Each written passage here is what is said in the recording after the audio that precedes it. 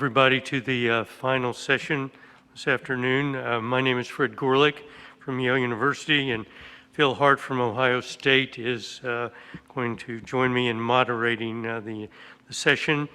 The session today is the long-term implications of pancreatic necrosis. We have a wonderful group of speakers, varied topics, and I think it's going to be a very interesting session.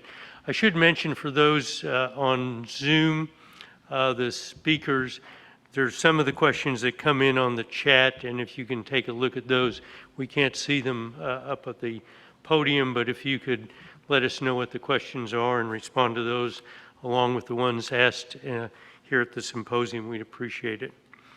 So without further ado, we're going to go to our first speaker, Phil. Yeah, and the first two talks for this session are actually both going to be virtual. The first one is by Marty Freeman from the University of Minnesota. He ends up being, for those who don't know, he's a professional birder and photographer. And then on the side, he ends up being an internationally known advanced endoscopist. And it's in the latter context that he's going to be giving the talk this session related to local complications of necrotizing pancreatitis. Hello, and thank you for the opportunity to speak to you. I have no disclosures. I would like to refer you to a review article that we wrote with the Dutch Pancreatitis Study Group and published in Gastroenterology 2 years ago, which covers many of these topics. Among the long-term local complications of necrotizing pancreatitis that can occur months to years later after the necrosis is long gone are biliary strictures, persistent fistulae, gastric outlet obstruction, venous thrombosis, portal hypertension, and disconnected pancreatic duct syndrome. Now, in acute biliary strictures during the necrotic collection phase, either acute or walled off necrosis, it turns out that biliary intervention can lead to increased risk of infection of otherwise sterile necrosis. And these are data published between the University of Minnesota and Cleveland Clinic. And here's an example of a patient who had had a biliary stent placed in the setting of jaundice with acute necrotizing pancreatitis, who presented 2.5 weeks later with sepsis with massively infected necrosis. And this is probably due to the, in part, the 10 French biliary stent placed. Probably due to translocation or reflux of bacteria through the sphincter.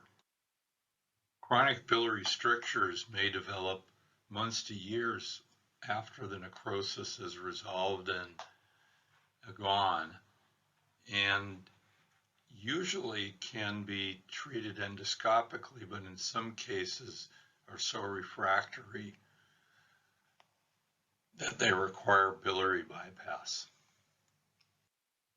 Now, persistent fistulae can be pancreatic-cutaneous, enterocutaneous, enteroenteral, and really complicate and prolong patients' course and require intervention. Now, here's a table from that review article that I mentioned that compares outcomes of endoscopic versus surgical step-up approach in 3 different studies and shows that the rate of particularly pancreatic fistulas is really substantially higher with percutaneous surgical step-up than it is with endoscopic transluminal drainage and necrosectomy, and can range up to 70%, but typically about 1/3 of patients undergoing surgical or percutaneous catheter management. Now, here's an example of a patient with very extensive infected necrosis of the pancreas and retroperitoneal extension down into the pelvis, who was treated with dual lumen-opposing stents, extensive necrosectomy, and percutaneous catheter drainage, who developed a really refractory case of a duodenocutaneous fistula that prolonged his hospitalization up to 4 months and failed GJ tube feeding, even TPN because of persistent leakage, and was not in condition for surgery due to portal hypertension, and eventually was closed with a over-the-scope clip. Gastric outlet obstruction can be a late complication. This patient is in our hospital right now with prolonged and near total gastric outlet obstruction, refractory to every attempt to endoscopically clear his stomach, does have a GJ tube placed endoscopically, but is not in condition due to severe malnutrition to have surgery. And this is fully 3 years out from necrosectomy with no active pancreatitis. Now, splenic venous thrombosis and stenosis occurs quite commonly in severe acute pancreatitis. And if it involves the splenic vein, is not an indication for anticoagulation, and usually, even if it becomes chronic splenic vein occlusion, doesn't result in clinical consequences, but results in extensive left-sided portal hypertension and collaterals. On the other hand, portal vein thrombosis may have a worse prognosis, is generally an indication for acute anticoagulation, but in the long term can lead to permanent stenosis of the portal vein with resultant generalized portal hypertension, bleeding, gastric, and ectopic, as well as esophageal varices and ascites. This is one example of a study published by many of you in the audience that shows that venous thromboembolism is associated with adverse outcomes. Now, chronic portal hypertension is a not very uncommon long-term consequence of severe pancreatitis with splenic vein thromboembolic phenomena.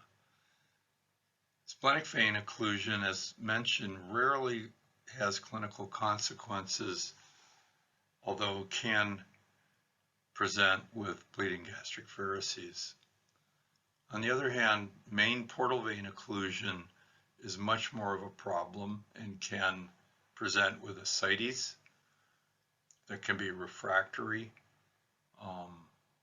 and bleeding varices from the esophagus, stomach, duodenum, or elsewhere. This is a case of a patient who presented fully 7 years after complete and successful endoscopic necrosectomy for gallstone pancreatitis, who developed refractory bleeding, duodenal, and gastric varices, in this case successfully treated with EUS-guided coil and glue by Dr. Sean Mallory. DPDS results from necrosis or removal of a central part of the pancreas or the head, leaving an isolated but functioning upstream tail or body. Disconnected pancreatic duct syndrome can present as recurrent fluid collections, which has been perhaps overly emphasized in the literature and reviews. It can present as pancreatic fistula, particularly in patients with percutaneous catheters or surgical incisions. But the most vexing in some ways and least reported consequences, recurrent or acute pancreatitis, and eventually chronic pancreatitis in the remnant tail.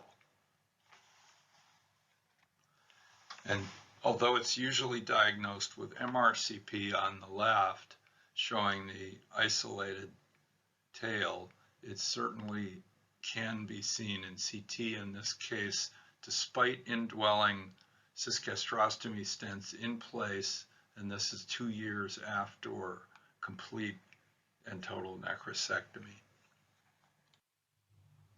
Intervention for disconnected pancreatic duct syndrome in the long term is only required in about a third of patients who present with either recurrent acute or chronic pancreatitis, fistulae, or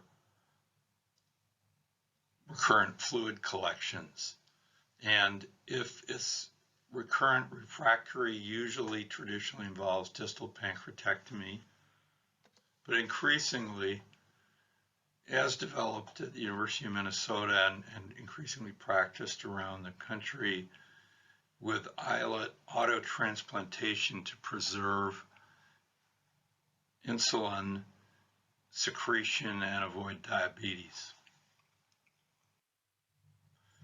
An alternative to distal pancreatectomy, such as this patient who was only 30 years old, non-diabetic, but really had only a small remnant of tail and steadfastly wanted to avoid any kind of surgery that would result in effective total pancreatectomy, splenectomy. He'd already had a colectomy. And so for him, we offered him a novel technique that we've reported for long-term pancreaticogastrostomy that involves EUS guidance, but tiny needles, wires, angioplasty balloons, and indwelling 3 French dual or triple stents that act as cetons to maintain the gastropancreatic fistula rather than conduits. Cross-platform technique with small caliber devices. A case presentation showing a large area of disconnection between the neck and the tail of the pancreas in the area of prior necrosis, representing disconnected pancreatic duct. No vascular structures between the main pancreatic duct and the GI tract. The duct was then punctured, which then coiled into the duct loop through the fistula into the pancreatic duct. It passes through the pancreaticogastrostomy fistula without need for electrocautery. The balloon is then inflated to 3.5 millimeters. A 3 French single pigtail endoprosthesis is then advanced pigtail first.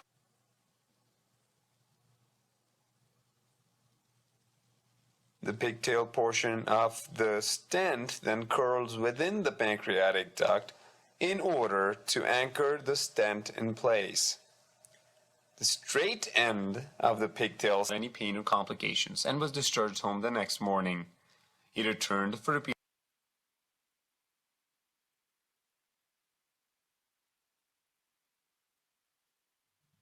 Now, whatever approaches are used for these problems, they really need to be taken care of with a long-term plan and at a tertiary center that's really devoted to this disease. Thanks very much for your time.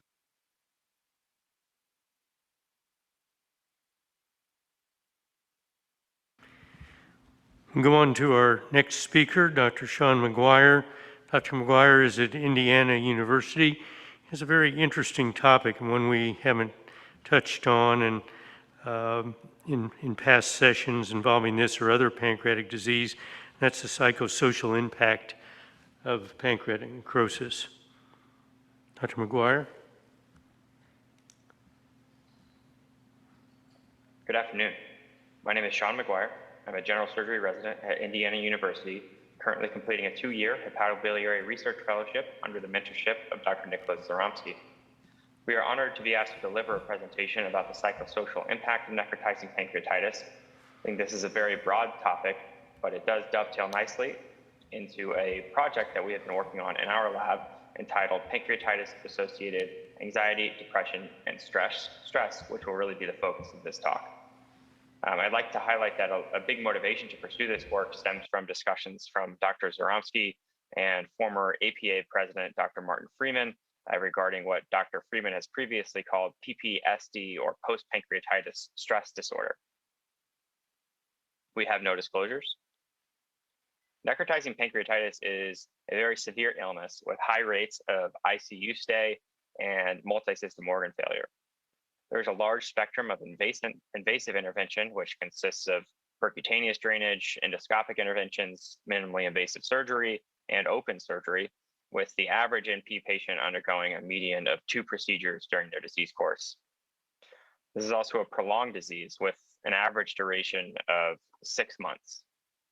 Finally, necrotizing pancreatitis is a disease with long-term complications seen in as high as 85% of patients. The graph here shown on the right displays the rates of many of these complications, including endocrine insufficiency, exocrine insufficiency, chronic pancreatitis, disconnected pancreatic duct syndrome, and chronic pain. Existing literature that looks at mental health outcomes during and after necrotizing pancreatitis disease course is sparse. The closest corollary in the literature are the 2 papers shown here, one from 2001 and the other from 2004, that look at quality of life metrics. Both of these papers report impairment in quality of life metrics in the necrotizing pancreatitis population. However, important to note is that both of these studies predate the PANTHER trial and the resultant shift in necrotizing pancreatitis care towards a step-up approach, which now characterizes modern necrotizing pancreatitis treatment. And while NEC-PANC specific literature is limited, we did want to point out this paper from the chronic pancreatitis literature, which was just published last month in the American Journal of Gastroenterology. This is from the NAPS2 group, which examined pain-associated single nucleotide polymorphisms in patients with chronic pancreatitis, and were able to identify an association between constant and severe pain and a predisposition to anxiety and PTSD. And while this work does focus on both recurrent acute pancreatitis and chronic pancreatitis, we believe that similar relations between pain signaling and psychiatric symptoms probably extend to the necrotizing pancreatitis population as well. However, this has never been studied. Post-intensive care unit syndrome is increasingly being recognized as a sequela of critical illness. And post-ICU syndrome is defined as new or worsening problems in physical, cognitive, or mental health status arising after critical illness and persisting beyond acute care hospitalization. A 2011 review identified very high rates of depressive symptoms, anxiety, and PTSD in the post-ICU syndrome population. And so again, while this is not establishing high rates of depression, anxiety, and PTSD in the necrotizing pancreatitis population, we do think that there's a lot of overlap between critical illness, critical care, the post-ICU population, and the necrotizing pancreatitis population. In our own high-volume clinical experience, we have anecdotally observed a very high incidence of depression and anxiety in the necrotizing pancreatitis patient population. And this hypothesis, along with the background that I've just presented, has led us to formulate the hypotheses that a high incidence of depression, anxiety, and post-traumatic stress disorder exist among patients with necrotizing pancreatitis. And secondly, that a mindfulness-based intervention applied during disease course will abrogate these conditions. Before we go further, I do want to highlight that this truly has been a team concept from our group, which consists of myself and my co-resident and predecessor in the lab, Dr. Tom Mottman, and we work closely with Kathleen McGreevy, who is our pancreatitis nurse coordinator and is a massive help with all of our prospective research trials. We've also received substantial input from Dr. Anne-Mary Montero, who is a GI psychologist and has an intimate knowledge of the evaluation of various psychiatric diagnoses. And I also want to point out the mentorship of Dr. Zaromsky, who has overseen this project and really supported my interest in it completely. So we propose defining pancreatitis-associated depression and stress, or PADS, as a novel syndrome as part of necrotizing pancreatitis disease course. We feel that PADS is comprised of a worsening in mental health metrics, which includes symptoms of depression, anxiety, and PTSD during necrotizing pancreatitis disease course. The first aim of our study is to establish the incidence of PADS in necrotizing pancreatitis. And to do this, we have created a 36-question screen that combines 3 commonly used and validated screening tools for depression, which is the PHQ-9, anxiety, which is the GAD-7, and PTSD, which is the PCL-5. We have begun prospectively screening necrotizing pancreatitis at multiple points during their necrotizing pancreatitis disease course. Our second aim is to identify risk factors for PADS. Based on both the available literature and our own clinical observations, we have identified the following risk factors that we believe may contribute to worse mental health outcomes during necrotizing pancreatitis. These include the severity of necrotizing pancreatitis, ICU length of stay, pre-existing mental health diagnoses, patient age, patient gender, duration of disease, organ failure rates, the intervention profile for their pancreatic necrosis, as well as readmission rates. This is very much still an ongoing and active prospective study, so we do welcome input from this educated audience of experienced pancreatologists to help identify additional risk factors that may contribute to poor mental health outcomes. So from our clinical experience, I think it's clear that this problem exists and affects most, if not all, necrotizing pancreatitis patients. And so our initial goals are to quantify this problem more rigorously and to identify risk factors for developing depression and anxiety. But really our ultimate goal and our third study aim is to identify points of intervention and to develop a therapy. Specifically, our interest is in evaluating the feasibility of mindfulness-based stress reduction as a potential therapy for PADS. Mindfulness-based stress reduction is defined as a method of cultivating acceptance of thoughts, feelings, and sensations through non-judgmental moment-to-moment awareness of bodily sensations and emotions. I think that's kind of a mouthful, but I think in practice, really, mindfulness consists primarily of meditation. There are multiple advantages of this as a potential therapy, including the fact that this is deliverable at no cost to patients, is easily accessible 24/7 via any smart device. And here's a screen grab of me opening the UCLA Mindful App, which is the app that we will use for our mindfulness intervention. It's free, available to anyone. It has introductions to mindfulness, guides on how to choose a meditation. If you go back to the main screen, you can click on the basic meditations, which are focused on breathing, body scanning, and then there are also wellness meditation, which have some overlaps and consists of the body scan and further meditations. So I think while it's easy and while it's accessible, I think the ultimate advantage of this as a therapy is its efficacy.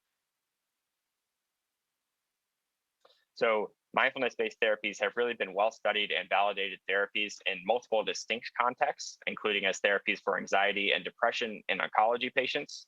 They've also been shown as effective therapy for opioid misuse in chronic pain patients, and even have recently been shown in this paper from UCSF to improve surgical training.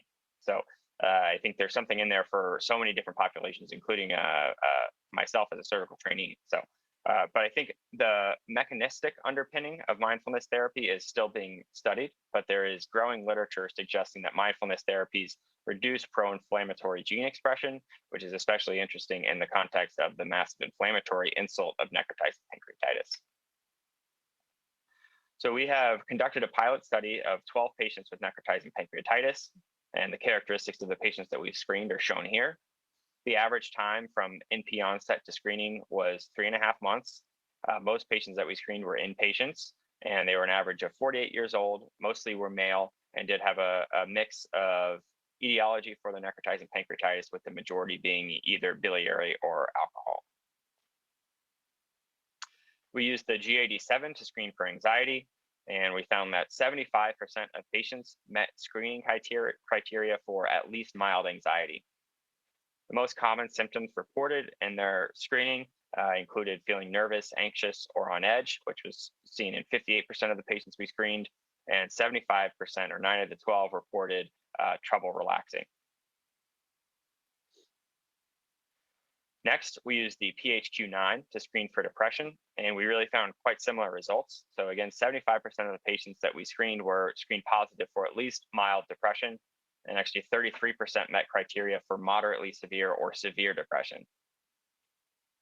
The most common symptoms that we identified from these screens were that half of patients reported difficulty with sleep, and then again, half of patients reported feelings of fatigue or having little energy. Finally, we used the PCL5 to screen for PTSD. Only 1 of the 12 patients that we screened met screening criteria for PTSD. However, certain symptoms of PTSD were very common, with 75% of patients reporting feeling distant or cut off from other people, and 75% of patients, again, reporting trouble with sleep, which is similar to from our results from the depression screening. And so while these symptoms alone do not constitute a diagnosis of PTSD, I think they do are still important because they represent areas for potential intervention to improve patients' overall wellness. I also think that further study is indicated in this as symptoms of PTSD may manifest later in the disease course, and so continued study and continued screening at multiple time points during necrotizing pancreatitis disease course, I think is important going forward. So to conclude, easily deployable and validated metrics are able to effectively assess mental health in necrotizing pancreatitis patients. Our preliminary data confirm a high incidence of symptoms of anxiety and depression in NP patients. And I think meeting screening criteria for a formal diagnosis of PTSD so far appears to be rare, but isolated symptoms and areas for intervention are still very common. Looking forward, we intend to pursue mindfulness as therapy for patients during and after the necrotizing pancreatitis disease course, with the ultimate goal of decreasing the substantial psychosocial impact of necrotizing pancreatitis on patients. Thank you very much for your time, and I welcome any questions and welcome discussion.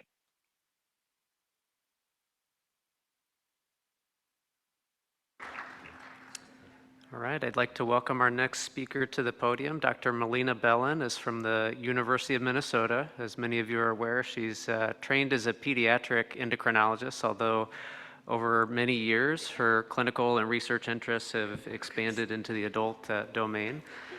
She's currently the leader of a multi-center consortium referred to as POST, which follows patients with who've undergone TPIT. She's also recently selected as co-chair of the newly formed Type 1 Diabetes and Acute Pancreatitis Consortium.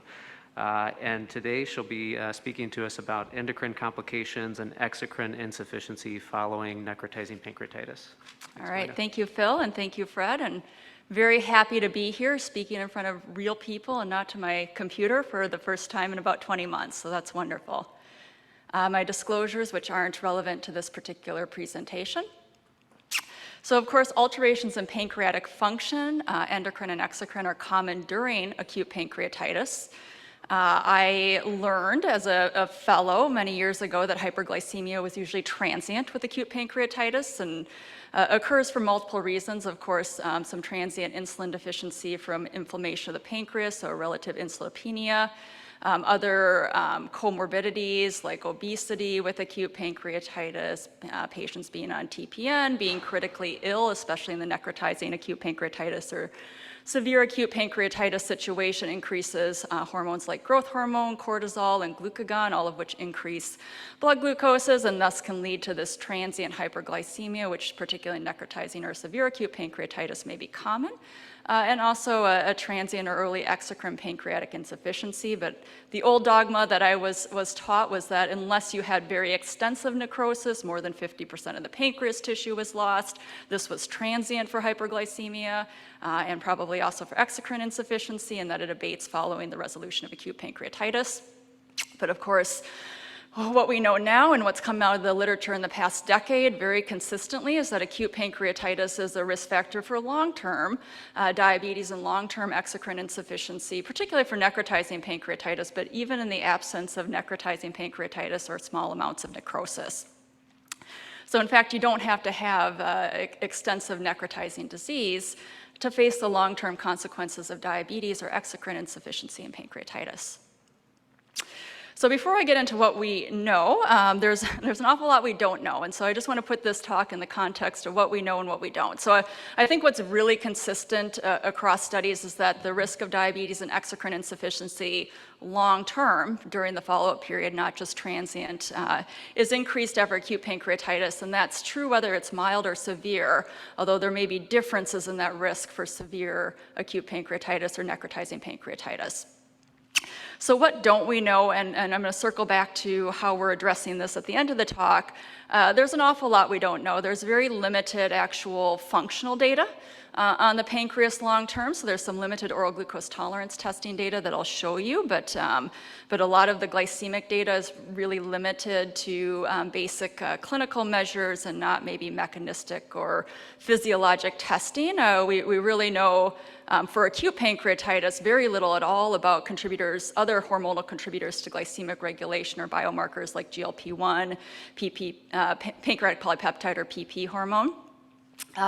We have some, population basic insulin sensitivity markers like HOMA-IR, but more sophisticated measures like clamp studies or frequent sample IVGTT or even OGTT derived insulin sensitivity measures are lacking. There's some interesting preliminary data that suggests that in a very subset of patients with chronic pancreatitis or recurrent acute pancreatitis, there might actually be a role for beta cell autoimmunity, and that remains to be more rigorously explored. And although we know in chronic pancreatitis that type 2 diabetes risk factors like family history of diabetes and also obesity are risks for diabetes, we know less about this, maybe not nothing, but less about this in acute pancreatitis. And we really have limited prospective longitudinal assessments for exocrine insufficiency, and there's a lot of variability in the testing and assessment of exocrine insufficiency. And lastly, although there's some data that I'll present, I think there's some mixed data on the relative risk for diabetes and exocrine insufficiency, specifically with necrotizing pancreatitis, and that remains to be further defined.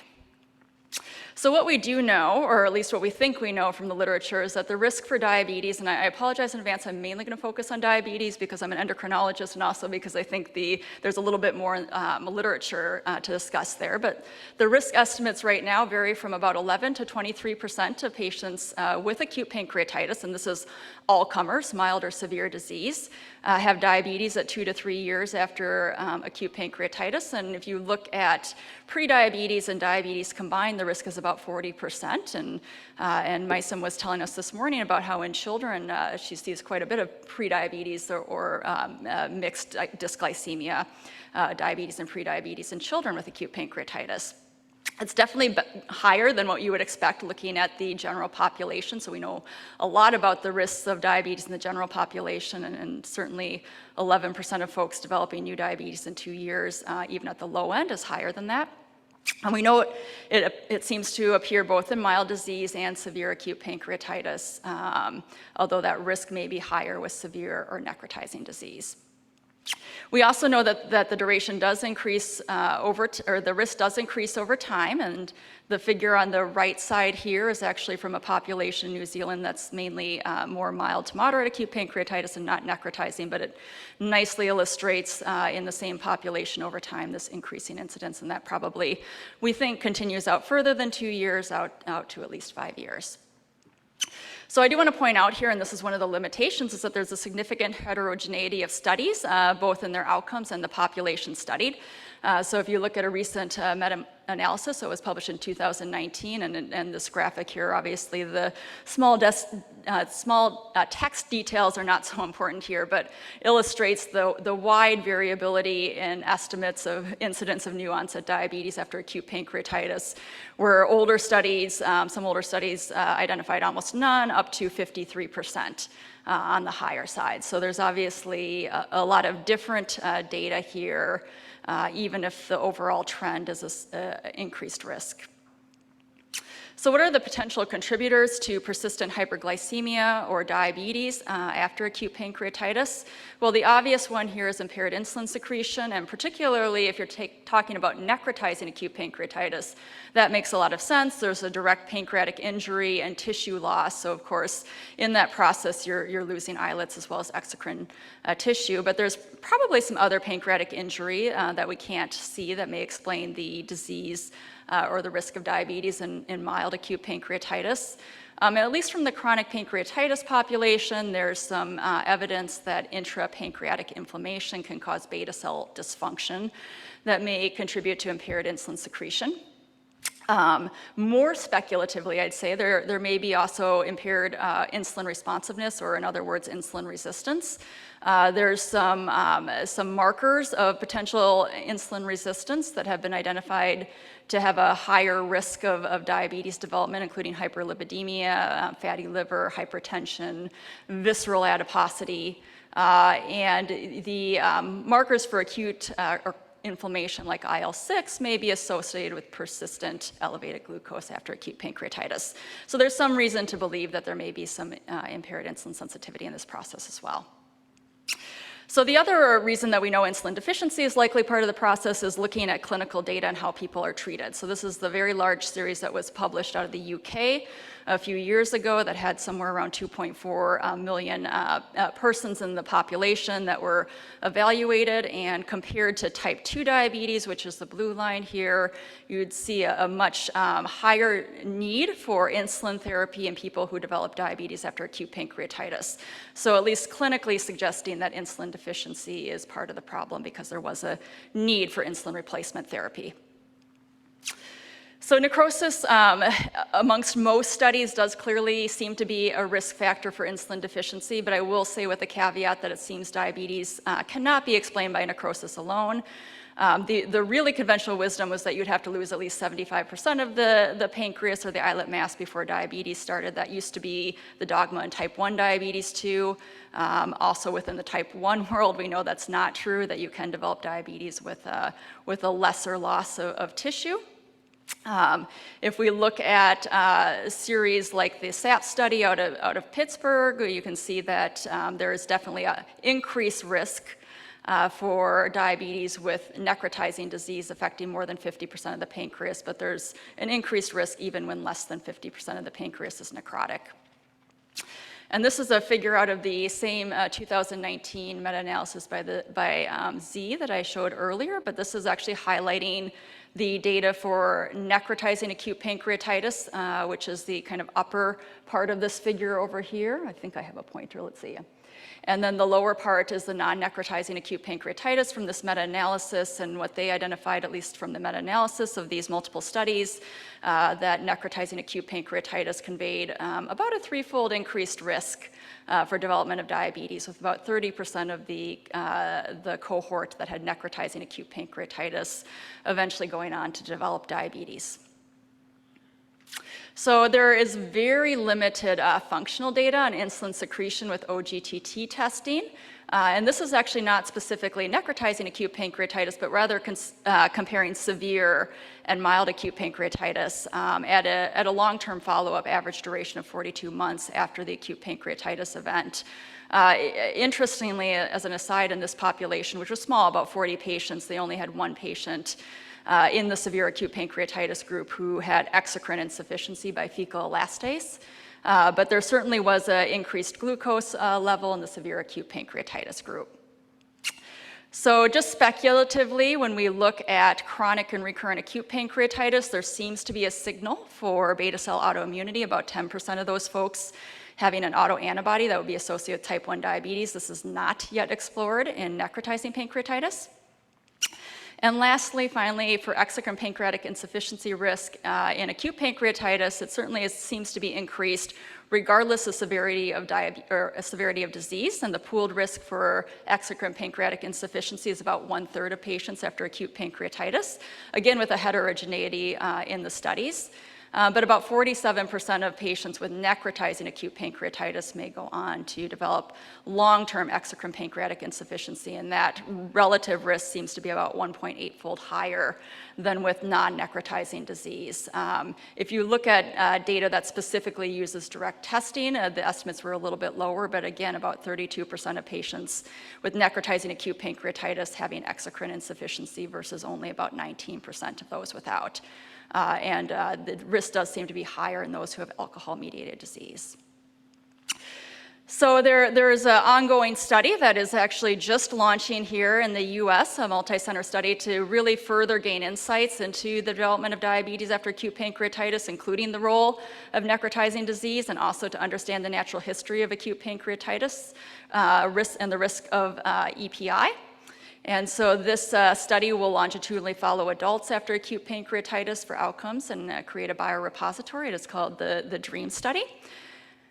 There are 10 primary clinical centers, but I'll say that several of these centers actually have satellites, so there'll be about 13 centers across the US who will be enrolling adults with an episode of acute pancreatitis within about 90 days of that episode and following them long term. So I hope we'll have more data on necrotizing acute pancreatitis and the risk and the interaction with other risk factors, and more specifics on the pathophysiology of disease and the hormonal changes from that cohort.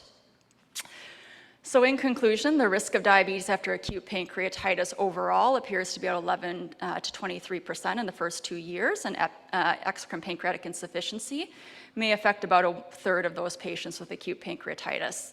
Necrotizing pancreatitis likely presents the increased risk for diabetes and exocrine insufficiency. I would say that would be probably logically so, since there's actual loss of tissue in that situation. And I'll say there's no clinical monitoring guidelines that I'm aware of for monitoring for diabetes or EPI after acute pancreatitis, but it certainly seems prudent to do so, at least in the setting of necrotizing pancreatitis.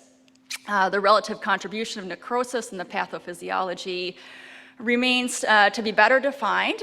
We think probably in necrotizing acute pancreatitis that the primary issue is insulin deficiency, but we don't know a whole lot about other factors of insulin resistance, other contributing hormones, obesity, beta cell autoimmunity. So all of those remain under investigation. So I just want to acknowledge the team I work with at the University of Minnesota, which is a wonderful multidisciplinary team, including Dr. Guru Trikradanathan, who you heard from, and Dr. Marty Freeman, and the NIDDK that supports the DREAM study and the T1D APC. And I will turn it over to the next speaker before I take questions. Thank you.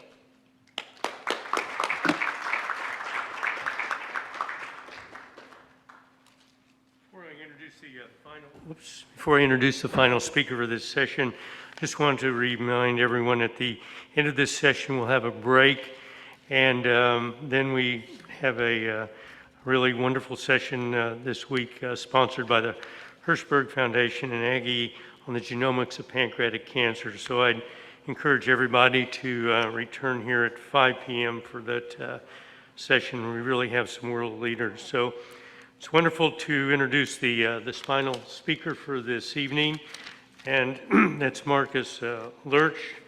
Dr. Lurch is a professor at the Ludwig Maximilian University in Munich. Marcus is going to talk about future approaches to management of pancreatic necrosis. And one of the things that's wonderful about Marcus is that he has such a wonderful, clear, and informative vision of the future. And Marcus, we look forward to you leading us forward. How do you know, Fred? Thank you. Thank you very much. Ladies and gentlemen, I'm the last thing that stands between you and your well-deserved coffee break. So I will try to be brief and to be concise and to make it simple. What's future approaches? Well, I think you heard a lot about the different ramifications of, can I point here? I can point here. You've heard about the different types of pancreatitis, and we know that severe pancreatitis is usually, not always, associated with pancreatic necrosis. And you also heard from Julia and several other speakers that there are two phases in this inflammatory process that leads to necrosis. One is so-called SIRS, sepsis-related inflammatory response syndrome, and one is CARS. And they go along with two phases of the disease and two phases of mortality. In the first phase, you have a cytokine storm and rapid inflammation. And in the second phase, you have immunosuppression, necrosis develops, and the bad thing is that necrosis becomes infected, an additional risk factor. So what are my humble ideas about how we could prevent that? And I think there are three ways of interfering with the process. When pancreatitis is still mild, to prevent it from becoming severe. So one is block, stop, or limit pancreatic protease activation. This is a very early event, and in most cases we consider inhibiting trypsin way too late to prevent pancreatitis from becoming necrotic or severe. But there may be a solution to that. The next one is interfere with inflammation. Interfering with inflammation is a hard proposition because you have SIRS, you have hyperinflammation, and you have hypoinflammation. Where do you stop the process? At the hyperinflammation or at the hyperinflammation? And there may be a solution to that. Just inhibiting TNF TNF-alpha, for example, may prevent the severe part at the beginning, but may make you susceptible to infection at the later part. So it may be dangerous and there may be a way out. The third one is prevent bacterial translocation. That's easier said than done, but I show you one immunological mechanism by which that could be done. So let's start with this protease activation cascade. You're all very familiar with that. It starts with trypsin.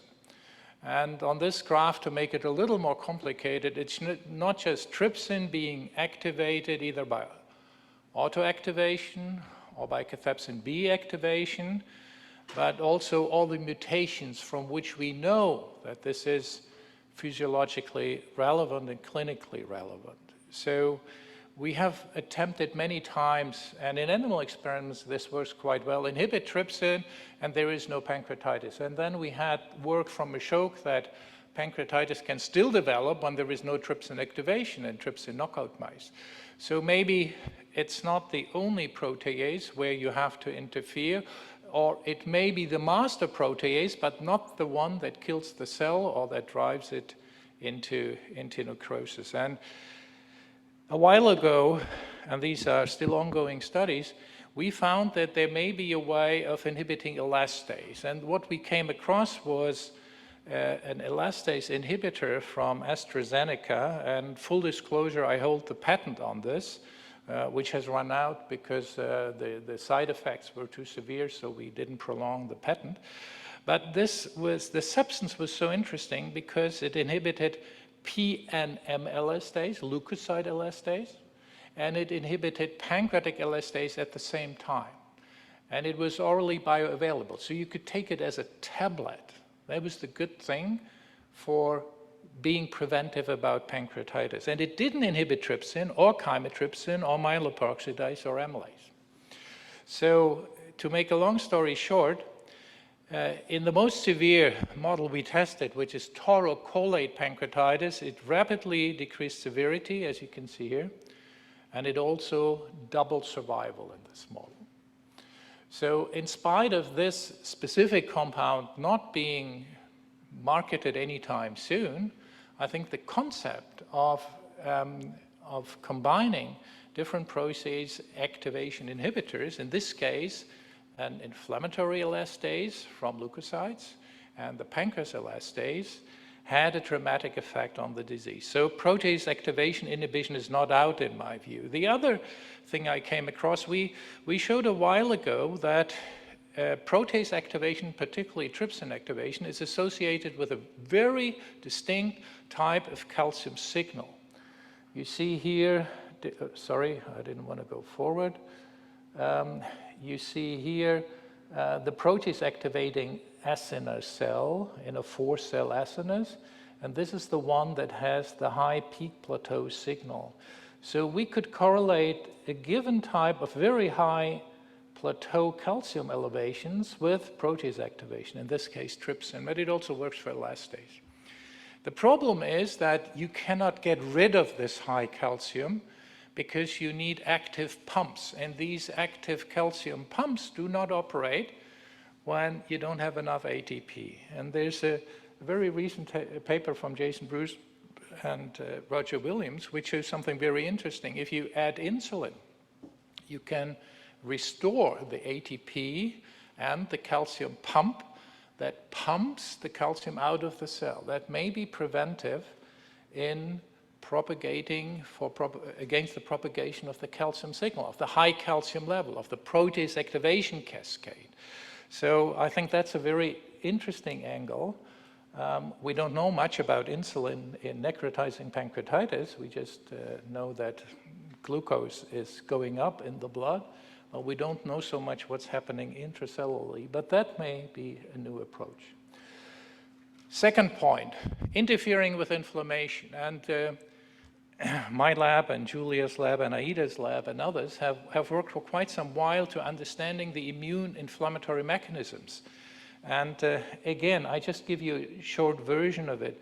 We use a model which Matthias Sandler here developed, where you combine a pancreatic duct ligation with supramaximal CCK stimulation in the mouse.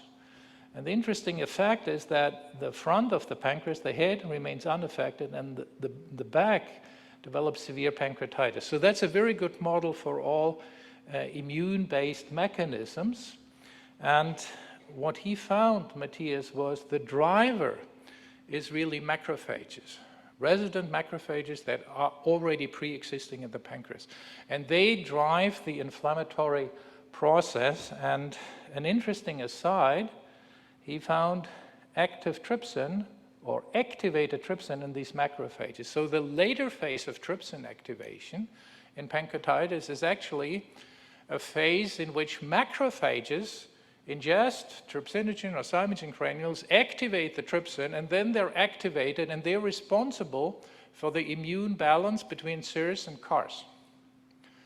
So one idea we tested was, why not take the macrophages out? And we did that with clodronate, and pancreatitis became less severe, and all the immune mechanisms that drive CIRS, at least those, were abolished. But you can't give people clodronate because it's liver toxic and you get all sorts of problems. So how can you balance this? And a key point is the NLRP3 inflammasome. It's a very, very fine balancing mechanism between CIRS and CARS, or macrophage regulation. And Matthias, he knocked out, he used knockout mice for the NLRP3 inflammasome. And what he found, that the number of macrophages goes down in pancreatitis, the number of neutrophils goes down in pancreatitis, and the severity goes down in pancreatitis. So that is a very good angle. But knocking out genes in patients doesn't help when you admit them with necrotizing pancreatitis, or pancreatitis you don't want to become necrotized, but there's a different way of doing this.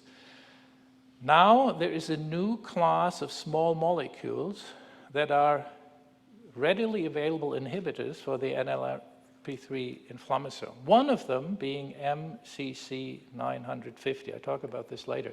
So you can use them in vivo, you can use them in vitro. They're small, very active and bioavailable compounds, and they very much reduce the IL-1 beta release from acini. We used the same model here, and we also used it in vivo. And what you see here, giving these compounds in the severe model of pancreatitis greatly reduces severity and even MPO infiltration in the lung and histological severity. Why is that important? I want to have a take-home message for you that's practical. Novartis, and I have no relations to them, acquired a portfolio of 3 of these inhibitors.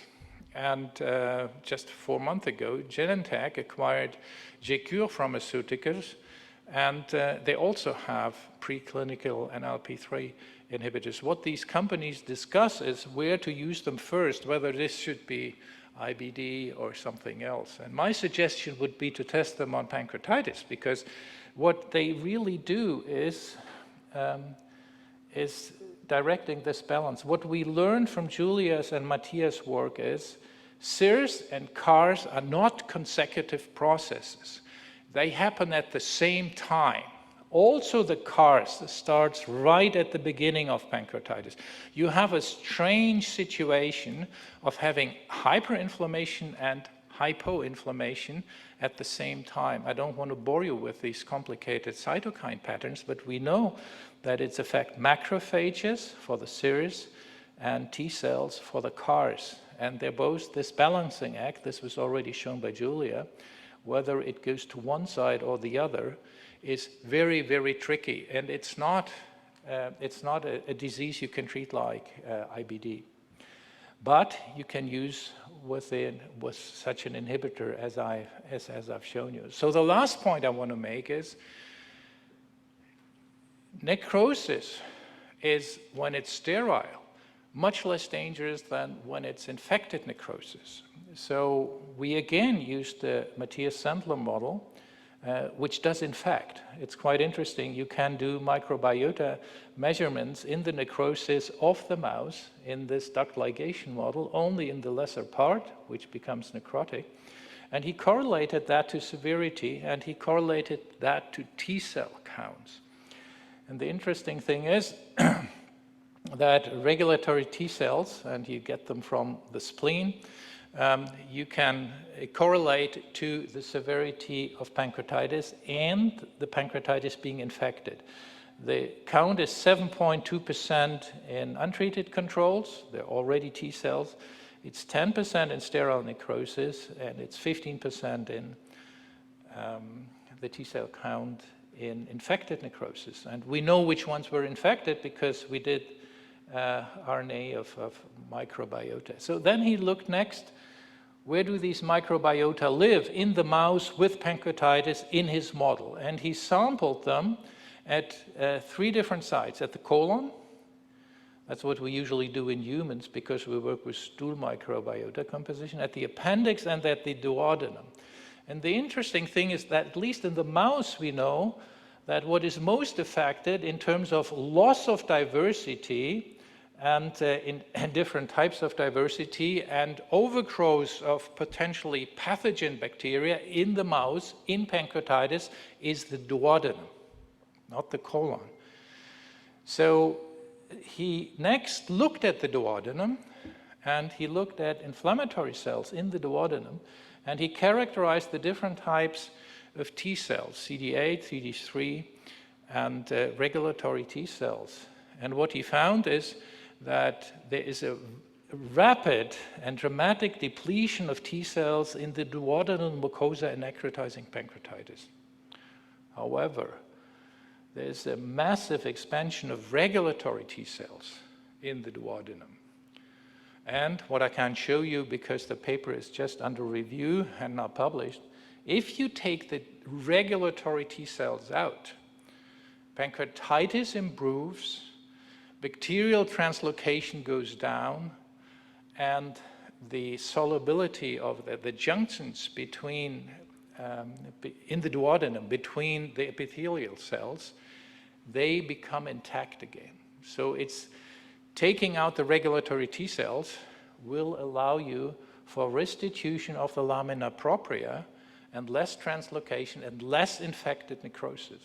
So that's the third way I want to allude we can manipulate. So this is just a suggestion, but my suggestion is there are 3 angles to prevent pancreatitis from becoming severe and from going from edematous pancreatitis to necrotizing pancreatitis. One is block, stop, or limit pancreatic protease activation, which can be done with inhibitors, and they're targeted not at the first initial wave, but at the second wave of high calcium and of protease activation. And potentially what we had good experience with is a dual inhibition of pancreatic and PNM elastase.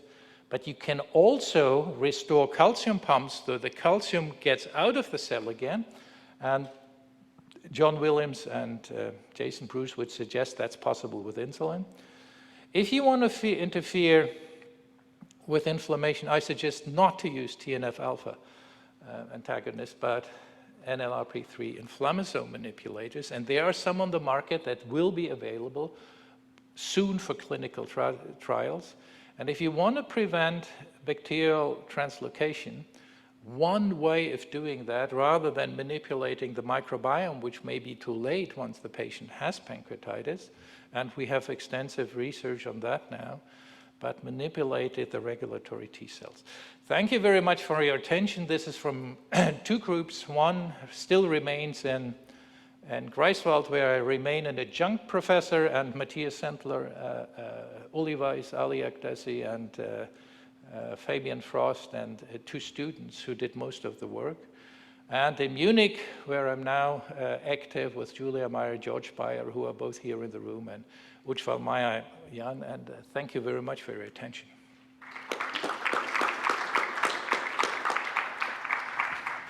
Ask Dr. Lurch to have a seat at the podium, and actually Dr. Bellen to come forward, and we can turn on the the Zoom videos to have our other two speakers while the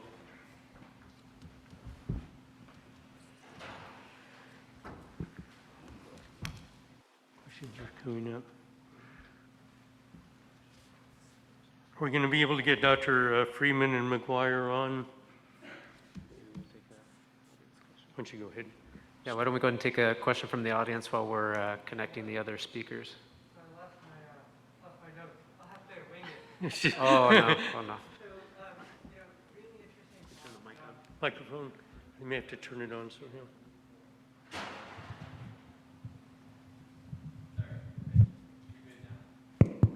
Okay.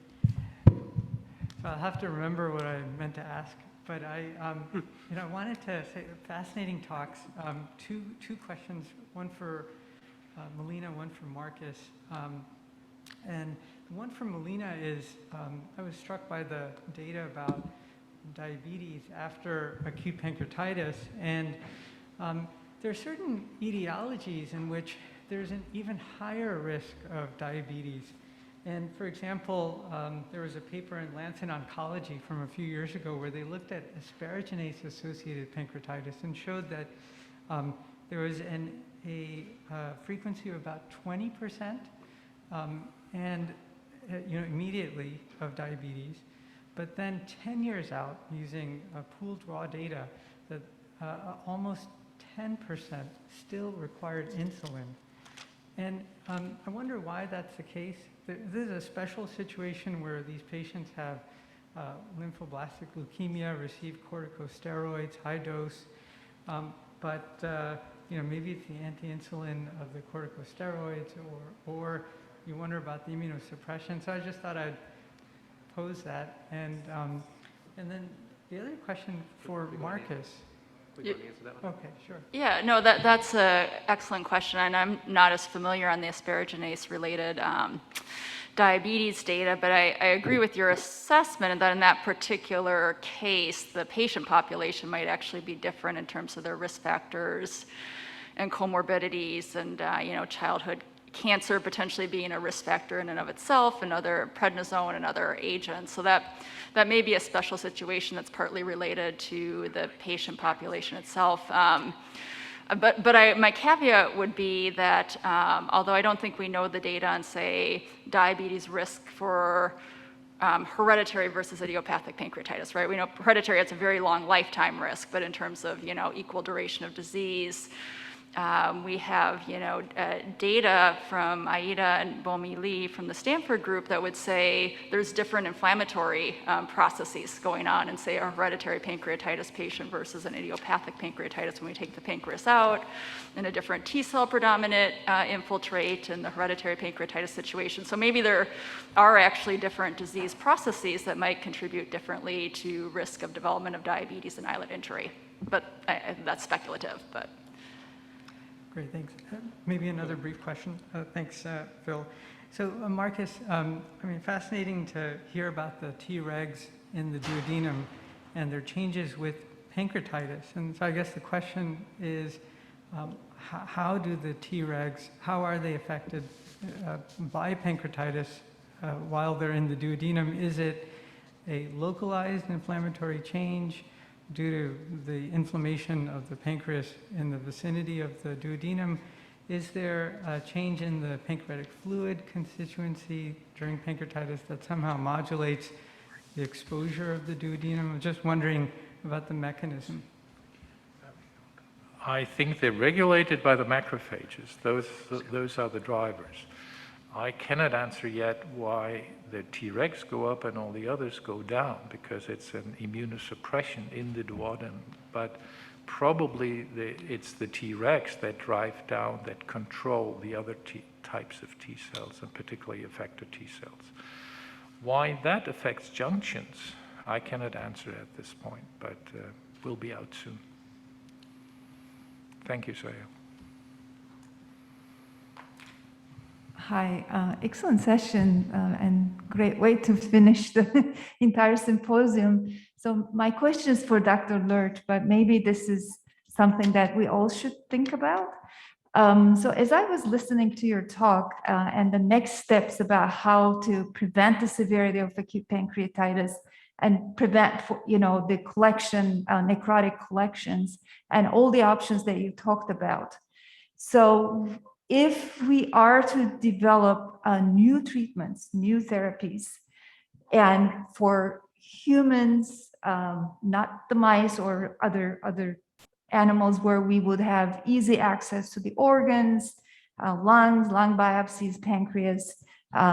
So what should be the outcomes that we should be thinking about to target if we are to develop new treatments, or let's say we have TNF inhibitors, so we have other treatments already developed that we would like to kind of just apply to pancreatitis. I mean, what should be the targets, outcomes that we would be able to, perhaps those drug companies to kind of get interested in studying pancreatitis and perhaps not the IBD?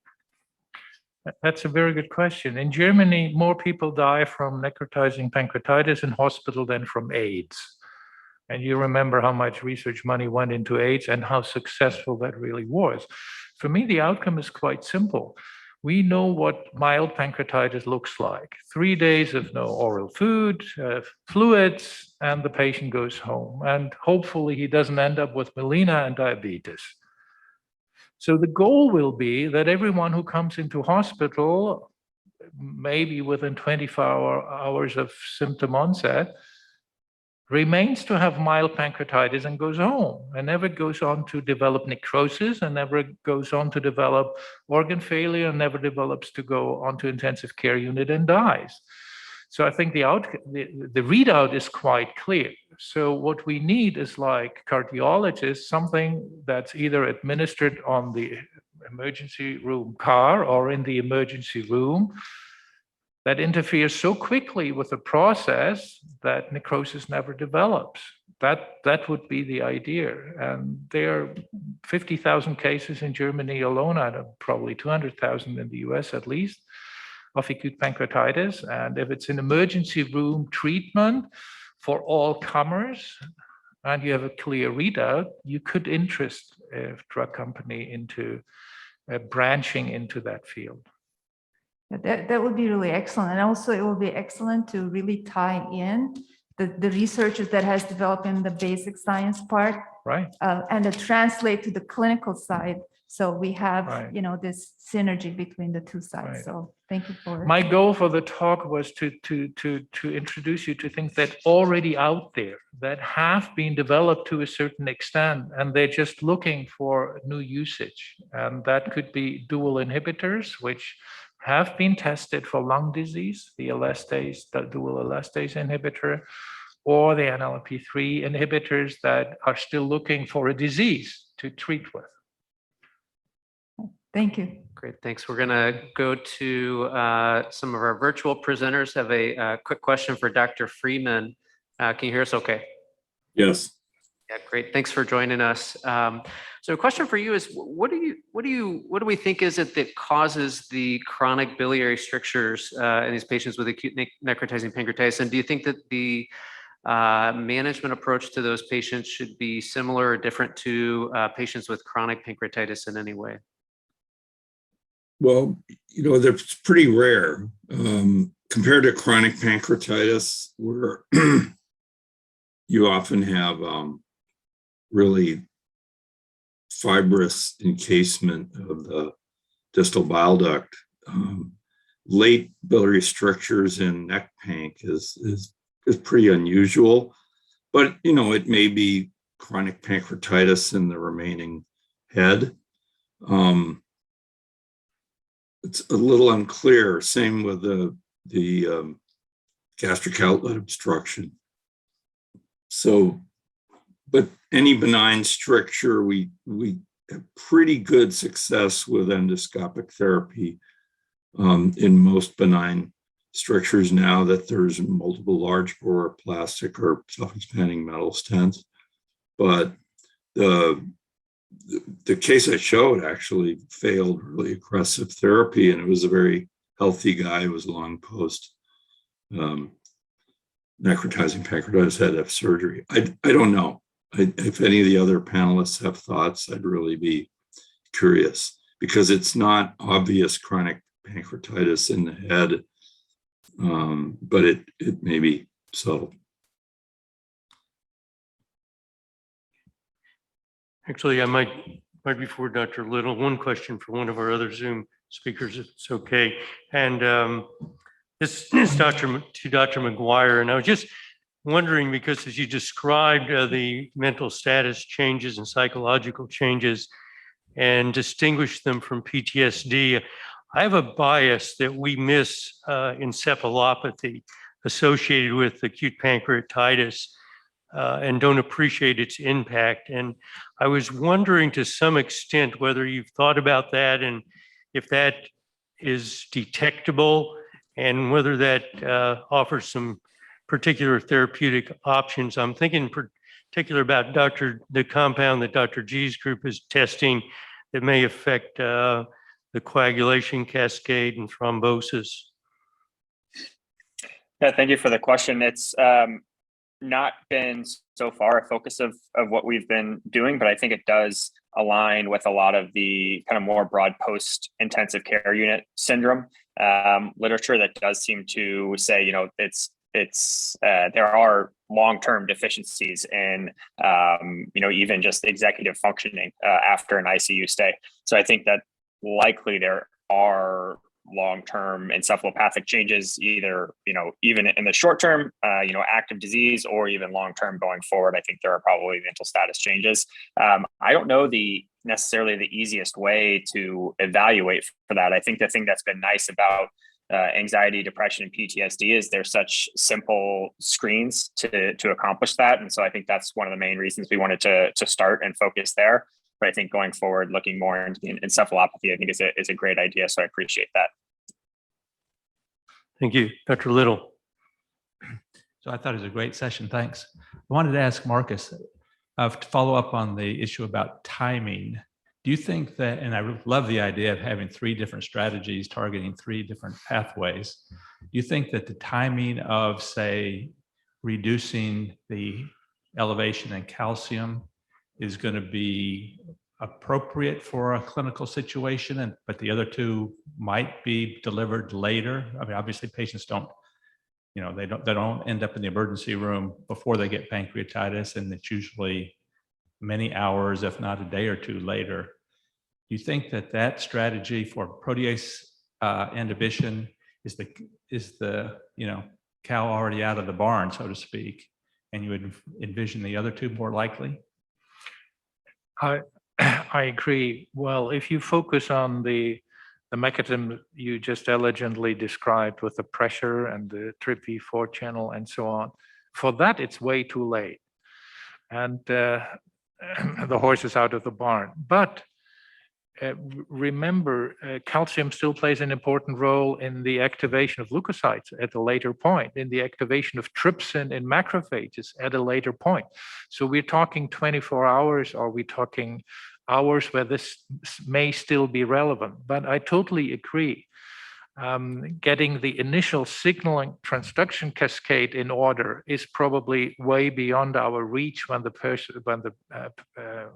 patient arrives in the hospital. So probably we should more focus on the immunomodulation, where there still is a chance of deciding whether SIRS or CARS develops or not, neither of these. Yeah. That's one more quick question. Are the microbes that cause and infect the pancreas, are they strictly from the upper small intestine, or do we have leak mucosal breakdown throughout the intestine? So we may be looking at other microbe populations in the distal intestine. From our own research, where we only looked at in humans and only in colonic, well, you still see the changes in colonic bacteria. They're still obvious there, but they're much minor in the mouse than they are in the duodenum.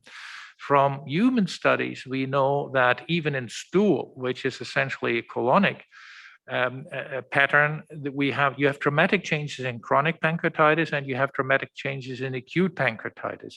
of these patients. And like in all diseases, diversity goes down, richness goes down, which is not a disease-specific thing, but facultative pathogens, they grow up, and those are the same ones that colonize the necrosis. So the answer is yes, they could be from anywhere in the gastrointestinal tract. We just looked at these inflammatory cell changes in the duodenum because there the changes were greatest in the mouse. Thanks. We have time for one more question. One more question. Dr. Marley, the final question of the session. So I've got a question to Melina. When you outlined the incidence of diabetes after necrotizing pancreatitis, do you believe it's important to really to look for the mechanism? So is this always a loss of insulin production, or do we also have insulin resistance? So is this rather type 2 diabetes in association with liver disease? And coming from that and looking into the data provided by John Williams, would you think that insulin is the only treatment, or should we go for, say, SGLT2 inhibitors, because that might be more helpful to overcome resistance? So, I mean, what do we learn from the pathology or pathophysiology of this diabetes?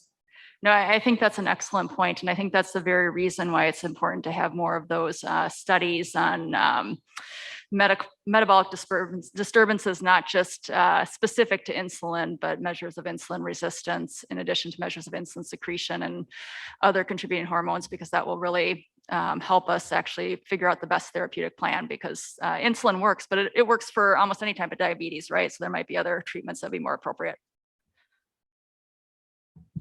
Okay, I think on behalf of Phil and myself, we'd like to thank the speakers for really a wonderful session, and the audience too for some great questions. We look forward to seeing everybody back in the hall here in an hour for the Hirschberg presentation. And thanks again.